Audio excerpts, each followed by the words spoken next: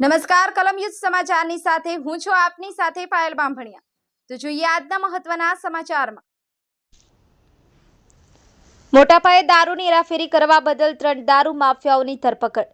સુમન ભાર્ગવના ઘરે પાર્ક કરેલી કારમાંથી વિદેશી દારૂ ઝડપાયો।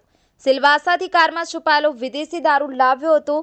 વેદ રોડની ધ્રુવતારા સોસાયટીમાં દારૂ માફિયાઓને વિજય દારૂ આપવાનો હતો। દારૂ માફિયા જિગ્નેશ પટેલ તેની ભાભીના ઘરની નીચે પાર્કિંગમાં રાહ જોઈ રહ્યો હતો। 3,000 થી વધુની કિંમતનો બિયર સહિતનો વિદેશી દારૂ જપ્ત। 3,60,000ની કિંમતનો વિદેશી દારૂ ઝડપાયો। કુલ મુદ્દામાલ 8 લાખથી વધુનો હોવાનું જણાવાયું હતું। અલથાણ પોલીસે ગુપ્ત બાતમીના આધારે મોટી કાર્યવાહી કરી હતી। સ્થળ પરથી 3 દારૂ માફિયાઓ રંગે હાથે ઝડપાયા હતા। રોયલ ચેલેન્જ વિસ્કી બાયર બ્રાન્ડની ઘણી બોટલો જપ્ત કરાઈ। દારૂ માફિયાઓ મોટા પાયે દારૂની હેરાફેરી કરવાની યોજના ઘડી રહ્યા હતા। પાર્થ પટેલ, દર્પણ પટેલ આંબલી પારડી વલસાડનો રહેવાસી છે। જાનકી દારૂ mafia Jignesh Patel Maidharpura police station પાછળ રહે છે। દારૂ માફિયા પાર્થ અને વિજય પટેલની કાર જપ્ત।